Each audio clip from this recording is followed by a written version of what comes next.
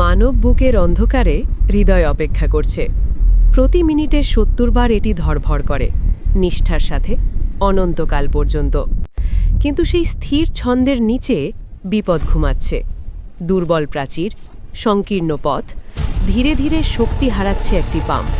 এবং তারপর শরীর একটি সিদ্ধান্ত নেয়, একটি শান্ত সিদ্ধান্ত, একটি সাধারণ পদক্ষেপ। অস্বাভাবিকভাবে গভীর একটি হঠাৎ শ্বাস, পেশিগুলি জেগে ওঠে এবং হৃদয়ে সংকেত পায় আমাদের আরও প্রয়োজন। পালস দ্রুততর হয়, রক্ত প্রবাহিত হয়।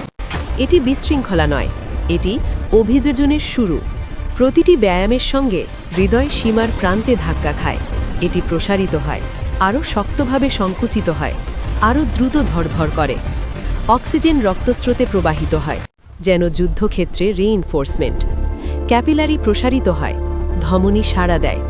হৃদয় একটি নতুন ভাষা শেখে, চাপে দক্ষতা।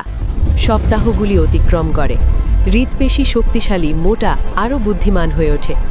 এখন প্রতিটি ধড়ফড় কম প্রচেষ্টায় বেশি রক্ত সরিয়ে দেয়। বিরামকালে হৃৎস্পন্দন কমে যায়, দুর্বলতার কারণে নয়, দক্ষতার কারণে। এই অঙ্গটি আর বেঁচে থাকার জন্য লড়াই করছে না, এটি প্রশিক্ষণ নিচ্ছে। ধমনীতে কোলেস্টেরল পিছু হটে, প্রদাহ কমে, বৈদ্যুতিক সংকেত আরও নিখুঁত এবং নিয়ন্ত্রিত হয়। হৃদয় আর চাপের নিচে আতঙ্কিত হয় না, এটি অভিযোজিত হয়, এটি পূর্বাভাস দেয়, এটি স্থিতিশীল থাকে।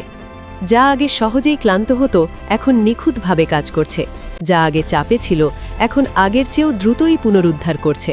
ব্যায়াম হৃদয়ের কোড পুনর্লিখন করেছে, চেষ্টাকে শক্তিতে রূপান্তরিত করছে এবং আন্দোলনকে সুরক্ষায় রূপান্তরিত করছে। হৃদয়কেও চাপ থেকে রক্ষা পেতে তৈরি করা হয়নি, সেটির মোকাবিলা করতে তৈরি করা হয়েছে। এবং প্রতিটি পদক্ষেপ, প্রতিটি শ্বাস, প্রতিটি ঘামের ফোঁটা, আপনি কেবল আপনার শরীরকে নড়াচ্ছেন না, আপনি ওই ইঞ্জিনকে উন্নত করছেন যা আপনাকে জীবিত রাখে।